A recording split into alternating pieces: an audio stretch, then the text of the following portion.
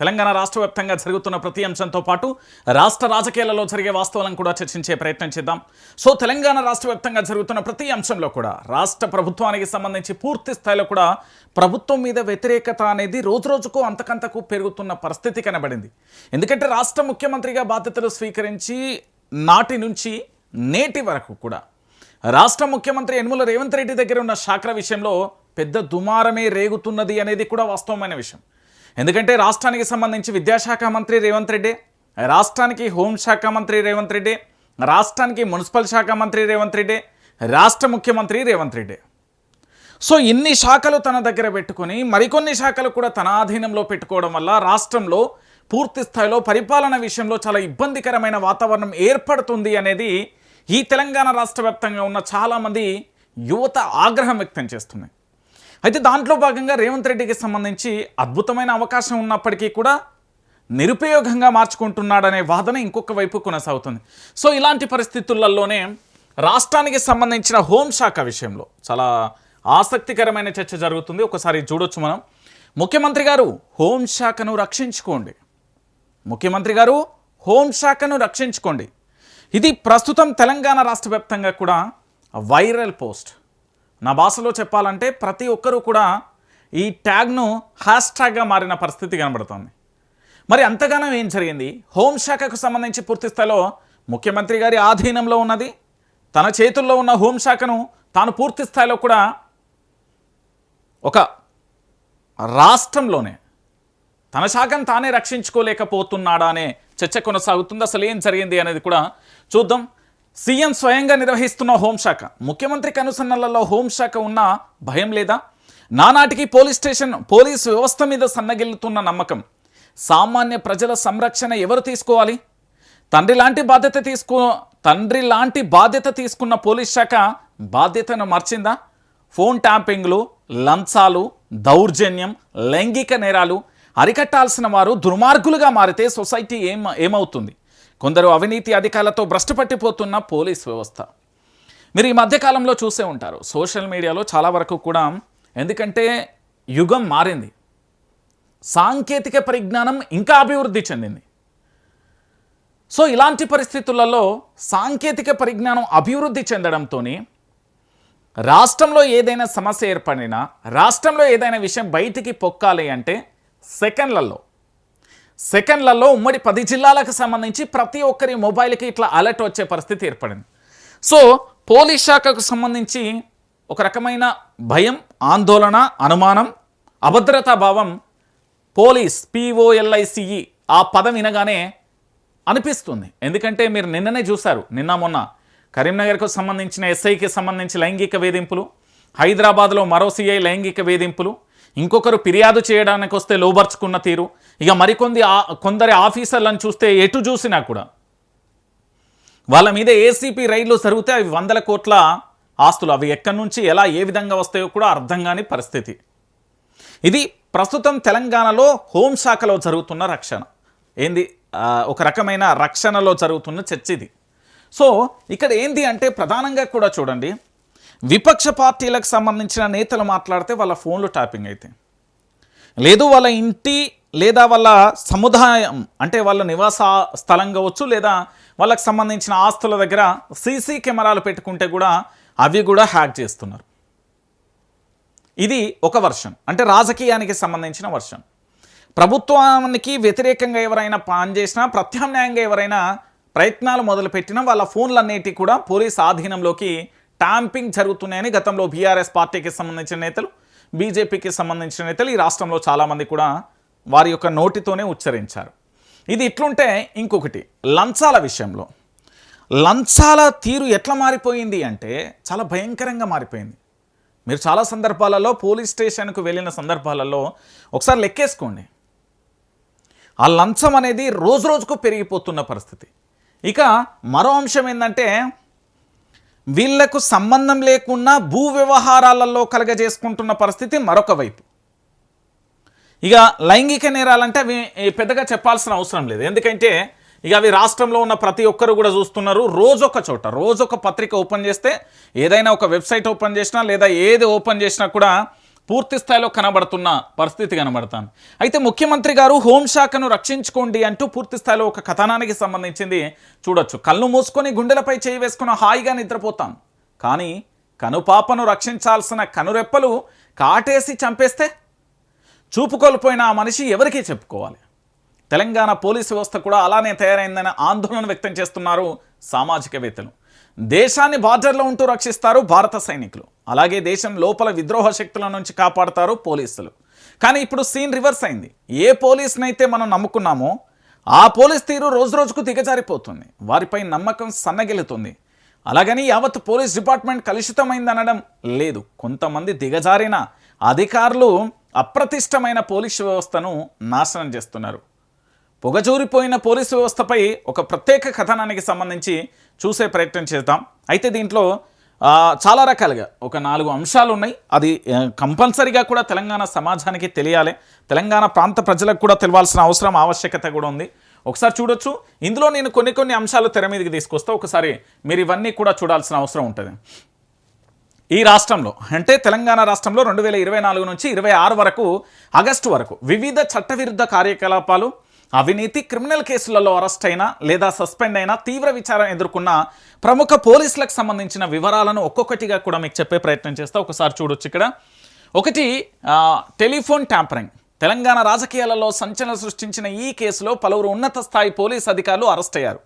వ్యూహాత్మకంగా ఫోన్ ట్యాంపరింగ్కు పాల్పడ్డారనే ఆరోపణలపై వీరిని అరెస్టు చేయడం కూడా జరిగింది. మీరందరూ కూడా చూసారు కదా ఫోన్ ట్యాంపరింగ్కు సంబంధించిన ఎపిసోడ్. నాటి ప్రభుత్వం, నేటి ప్రభుత్వం, రేపటి ప్రభుత్వం ఎవరు కూడా కేవలం రాష్ట్ర రక్షణ కోసం, దేశ భద్రత కోసం మాత్రమే వినియోగించుకోవాలి, కానీ దానిని పూర్తి స్థాయిలో వాళ్ళ సొంత రక్షణ కోసం వినియోగించుకుంటే కొంతమంది అధికారులు అందులో బలైపోయారు. ప్రధానంగా అరెస్ట్ అయిన అధికారులకు సంబంధించి ఒకసారి చూడొచ్చు. ప్రణీత్ రావు ఈ కేసులో మొట్టమొదటిసారిగా అరెస్ట్ అయిన పోలీస్ అధికారి. ఇంటెలిజెన్స్ విభాగంలో కీలక సమాచారాన్ని హార్డ్ డిస్క్లను ధ్వంసం చేసినట్టుగా ఆయన మీద ఆరోపణ ఉన్నది. ఇక రెండోది తిరుపతి అన్న additional SP Thumla Venkata Prasanna Rao DSP. Intelligence task ఫోర్స్కు చెందిన వీరు ఫోన్ ట్యాంపరింగ్ వ్యవహారంలో కీలక పాత్ర పోషించినట్లుగా నిర్ధారణ అయి అరెస్ట్ అయ్యారు. రెండో వ్యక్తి. ఇక మూడో వ్యక్తి రాధా కిషన్ రావు. ఈయన DSP task force. Phone tampering కేసులలో 4వ నిందితుడిగా అరెస్ట్ అయ్యారు. రాజకీయ ప్రముఖులు, జర్నలిస్టులు, వ్యాపారవేత్తలు సమాచారాన్ని కూడా అక్రమంగా సేకరించడంలో సహకరించినట్టుగా అభియోగాలు ఉన్నాయి. అంటే 1, 2, 3 ఇప్పటి వరకు 3కి సంబంధించి ఈ ఫోన్ ట్యాంపరింగ్కు సంబంధించిన పంచాయతీలలో అరెస్ట్ అయ్యారు. ఇది ఒక ఎపిసోడ్. ఇక రెండో ఎపిసోడ్ వచ్చి మీ అందరికీ తెలిసిన విషయమే. ఏసీబీకి సంబంధించి అక్రమ కేసులో అవినీతి నిరోధక శాఖ రికార్డుల ప్రకారం 2024లో 223 మంది, 2025లో 273 మంది అంటే అవినీతి అధికారులను ఏసీబీ అరెస్టు చేయగా అందులో పలువురు పోలీస్ అధికారులు ఉన్నట్టుగా తెలుస్తున్నది. అంటే ఏసీబీకి సంబంధించి ఆదాయానికి మించిన ఆస్తులున్నా, లేదా ఇన్కమ్ ట్యాక్స్ ఎగ్గొచ్చినా, లేదా లంచాల రూపంలో కానీ, దౌర్జన్యం రూపంలో కానీ, బెదిరింపుల రూపంలో కూడబొట్టిన సొమ్ము అంటే పాపపు సొమ్ము, ఆ పాపపు సొమ్మును కూడబెట్టుకున్న అధికారులకు సంబంధించి 2024లో ఏమో 223 మంది ఈ రాష్ట్రంలో చాలా వరకు కూడా అరెస్ట్ అయ్యారు. అంటే వివిధ శాఖలకు సంబంధించి. 2025లో కూడా 273 మంది. ఏడాదికి మినిమం డబల్ సెంచరీ దాటుతుంది. ఇప్పుడు 2025లో అయితే ట్రిపుల్ సెంచరీకి దగ్గరికి వచ్చింది. సో దీంట్లో పోలీసులు కూడా చాలామంది ఉన్నారు. ఇప్పుడు మీకు ఒక్కొక్క అధికారికి కూడా చెప్పే ప్రయత్నం చేస్తాను. ఏది సంకిరెడ్డి భీమ్రెడ్డి, ఈయన డిఎస్పీ ఉన్నాడు, పోలీస్ కంప్యూటర్ సర్వీస్. అంటే జూలై 2026 ఆదాయానికి మించిన ఆస్తుల కేసులో తెలంగాణ ఏసీపీ అధికారులు ఈ ఏడాది జూలై 2026లో ఈయనను అరెస్టు చేశారు. సుమారు 300 కోట్ల విలువైన అక్రమాస్తులను గుర్తించింది ఏసీబీ అధికారులు. హైదరాబాద్తో పాటు వివిధ ప్రాంతాలలో జరిపిన సోదాలలో కూడా భారీగా ఆస్తులు బయటపడ్డాయట. అంటే ఒకసారి మీరు అందరూ కూడా ఆలోచించండి. 2026 సంవత్సరంలో అంటే స్టిల్ రైట్ నౌ అంటే 2026 జూలైలో 300 కోట్ల అక్రమ ఆస్తులు ఉన్నాయట ఈ డిఎస్పీకి సంబంధించి, సంకిరెడ్డి భీమ్రెడ్డి. అంటే పోలీసు వ్యవస్థ ఎంత అప్రతిష్ట పాలవడం, ఎంత దిగజారిపోతుందో చూడు. లంచాలకు మరిగినట్టు కొంతమంది, అందరు కాదిల్లా. ఇక మూడో వ్యక్తి, ఇక ట్రైనీ ఐపీఎస్ అధికారి అరెస్ట్ ఉదయ్ కృష్ణారెడ్డి. మీ అందరికీ తెలుసు, ఈయనను చాలా ఛానళ్ళు కూడా ఏంది అంటే కానిస్టేబుల్తో ఐపీఎస్ అయిందని ఇక జాకీలు పెట్టి మరీ ప్రమోషన్ ఇచ్చిర్రు. మరి మనోడికి అహంకారమే వచ్చిందో, మరి ట్రాప్ అయ్యిండో, ట్రాపింగ్ చేసిండో, ఏం జరిగిందో ఆ పోలీసు వ్యవస్థకే తెలుసు. కానీ ఆయన ఏంది అంటే సర్దార్ వల్లభాయ్ నేషనల్ పోలీస్ అకాడమీలో శిక్షణ పొందుతున్న ట్రైనీ ఐపీఎస్ అధికారి ఉదయ్ కృష్ణారెడ్డిని హైదరాబాద్ సిటీ పోలీసులు జూలై 2026లో అరెస్టు చేసి రిమాండ్కి కూడా తరలించారు. తోటి మహిళా ట్రైనీ ఐపీఎస్ అధికారిని ప్రేమ పేరుతో వేధించడం, బెదిరింపులకు పాల్పడడం, వ్యక్తిగత చాట్లు లీక్ చేస్తానని హెచ్చరించడం వంటి ఫిర్యాదుల ఆధారంగా ఈ అరెస్టు జరిగింది. గతంలో ఈయన కానిస్టేబుల్గా పనిచేసి తర్వాత సివిల్స్ కూడా సాధించారు. ఇక దీంట్లో నిజంగా చెప్తున్నా నేను, మా మగజాతికి ఈరోజు చట్టాలు ఏం లేవు. మనం మాట్లాడకపోయినా ఏమనకపోయినా కేసులు పెట్టే పరిస్థితి ఉంది. మీరు మహిళలకి ఎంత దూరంగా ఉంటారో అంత మంచిది. లేకపోతే అన్యాయంగా ఉత్తి పుణ్యానికి జీవితం కొలాప్స్ అయిపోతుంది. అట్లనే అయిపోయినాయి చట్టాలు. ఒకసారి చూడు, కానిస్టేబుల్ టు ఐపీఎస్ అయిన వ్యక్తి, ఏది సిఐ కోపం మీద పూర్తి స్థాయిలో చదువుకుంటున్నా నువ్వు ఐపీఎస్ అవుతావా అని హేళన చేస్తే అక్కడి నుంచి పూర్తి స్థాయిలో ఐపీఎస్ అయ్యి ఆఖరికి ఇట్లా అయిపోయింది ఆయన పరిస్థితి. ఇక ఇతర శాఖలకు సంబంధించి, ఇతర శాఖాపరమైన అరెస్టులకు సంబంధించి, సస్పెండ్లకు సంబంధించి ఒకసారి చూద్దాం. ఇది కాకుండా రాష్ట్రంలో వివిధ జిల్లాల్లో అక్రమ సంబంధాలు, ఇల్లీగల్ రిలేషన్షిప్, లంచాలు తీసుకోవడం, విధులలో నిర్లక్ష్యం వహించడం, క్రిమినల్ కేసుల నేపథ్యంలో అనేక మంది సర్కిల్ ఇన్స్పెక్టర్లు, సబ్ ఇన్స్పెక్టర్లు, ఇతర క్రింది స్థాయి సిబ్బందిని కూడా ఆయా జిల్లాల ఎస్పీలు, కమిషనర్లు సస్పెండ్ చేయడం, కొన్ని కేసులలో అరెస్టు చేయడం కూడా జరిగింది. దీనికి ముఖ్య ఉదాహరణ నేను చెప్తా. మలక్పేట ఇన్స్పెక్టర్గా పనిచేస్తున్న కుంభం నరసింహ గతంలో ఏది సుల్తాన్ బజార్ పోలీస్ స్టేషన్లో ఇన్స్పెక్టర్గా పనిచేసిన కాలంలో కొన్ని కేసుల దర్యాప్తులో తీవ్ర నిర్లక్ష్యం ప్రదర్శించినట్లు, విధి నిర్వహణలో లోపాలు ఉన్నట్లుగా ఒక అంతర్గత విచారణలో తెలియంది. ఈ శాఖాపరమైన విచారణ నివేదిక ఆధారంగా హైదరాబాద్ పోలీస్ కమిషనర్ అంటే సిపి సజ్జనార్ ఈ ఇన్స్పెక్టర్ను తక్షణమే సస్పెండ్ చేస్తూ జూలై 26, 2026న ఉత్తర్వులు జారీ చేశారు. ఇక ఇటీవల జూబ్లీ సిఐ శ్రీనివాస్ రెడ్డి అనే అధికారి తీవ్రమైన ఆరోపణలతో సస్పెన్స్కు గురి కావడం కూడా మనం చూసాం. ఇక ఏసీపీ డేటా, సాధారణ క్రైమ్ రికార్డుల ప్రకారం ప్రతి ఏటా లంచం తీసుకుంటూ పట్టుబడుతున్న పోలీస్ కానిస్టేబుల్లు, ఎస్ఐలు, సిఐల సంఖ్య కూడా 10ల సంఖ్యలో ఉందంటూ ఇలాంటి సంఘటనలు చూస్తే విస్తుపోవాల్సిన పరిస్థితి అవుతాను. ఒక విధమైన ఏహ్యభావం కూడా కలుగుతుంది. రక్షించే ఒక ప్రతిష్టాత్మకమైన వ్యవస్థలో భక్షించే చీడపురుగులు లాంటి అధికారులు ఉన్నంతకాలం ప్రజలకు నమ్మకం సన్నగిల్లుతూనే ఉంటుంది. ఈ పోలీస్ డిపార్ట్మెంట్లో ఇంటెలిజెన్స్ వ్యవస్థ అనేది చాలా శక్తివంతంగా ఉంటుంది.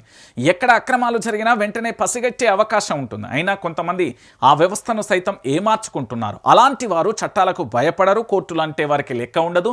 తప్పు చేసి తీరా దొరికిపోయిన తర్వాత ఆశ్చర్యపోవడం ప్రజల వంత అవుతుంది. ఇలాంటి కలుపు మొక్కలను ఏర్పారాయాల్సిన అవసరం ఎంతైనా ఉంది. నిజానికి ఒక శక్తివంతమైన వ్యవస్థ గురించి ఇలా రాస్తే దౌర్భాగ్య పరిస్థితి రావడం చాలా దురదృష్టకరం. మరో విశేషం ఏంటంటే సాక్షాత్తు తెలంగాణ రాష్ట్ర ముఖ్యమంత్రి యనుమల రేవంత్ రెడ్డి గారు స్వయంగా పోలీస్ శాఖను పర్యవేక్షిస్తున్నారు. డైనమిక్ లీడర్గా పేరు తెచ్చుకున్న ఆయనకు సంబంధించిన శాఖలో ఇలాంటి పరిణామాలు చోటు చేసుకోవడం దురదృష్టకరం. నిజానికి ముఖ్యమంత్రి తర్వాత అంతటి ప్రాముఖ్యత కలిగిన హోంశాఖ, సీఎం తన విధులలో ఎంత బిజీగా ఉంటారు. ఈ క్రమంలో పోలీస్ శాఖను నియంత్రించడం చాలా కష్టసాధ్యమవుతుంది. అలాంటి శక్తివంతమైన శాఖను ఒకరికి అప్పగిస్తే ఆ బాధ్యతలు వారు తీసుకుంటారు. అప్పుడు శాఖ అద్భుతంగా పనిచేయడానికి వారు కృషి చేస్తారు అనేది విశ్లేషకుల వాదన. సో మొత్తానికి రేవంత్ రెడ్డికి సంబంధించి హోంశాఖ అనేది ఆయన చేతులకు వెళ్ళి పరారైపోయినట్టే కనబడుతుంది అనేది తెలంగాణ రాష్ట్రానికి సంబంధించిన సమాజం వ్యక్తం చేస్తున్న ఒక అంశం.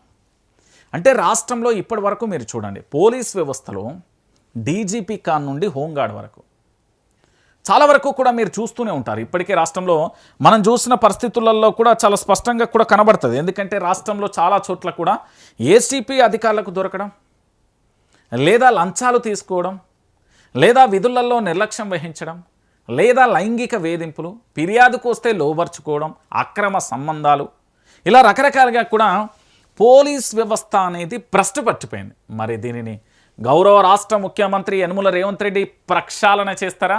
ఈ వ్యవస్థను బలోపేతం చేస్తారా? నాకెందుకులే అని పక్కకు పడేస్తారా? ఎందుకంటే ఆయన చేతిలో ఉన్న హోంశాఖ, ఆయననే దాన్ని రక్షించాల్సిన బాధ్యత ఉంటుంది. భక్షిస్తున్న పోలీసులను రక్షిస్తున్నది ఎవరు? రక్షించాల్సిన హోంశాఖను వదిలేస్తున్నది ఎవరు? ఇలా అనేక ప్రశ్నలకు సమాధానం దొరకని పరిస్థితి. సో ఇప్పటి వరకు నేను చెప్పిన మొత్తం స్టోరీ కూడా ఇప్పుడు రాష్ట్ర ముఖ్యమంత్రి యనుమల రేవంత్ రెడ్డి గారి చేతిలో ఉన్నది. మరి ఆయన ఇప్పటికైనా హోంశాఖను రక్షించుకుంటాడా, వదిలేస్తాడా అనేది ఇక ఆయన చేతిలో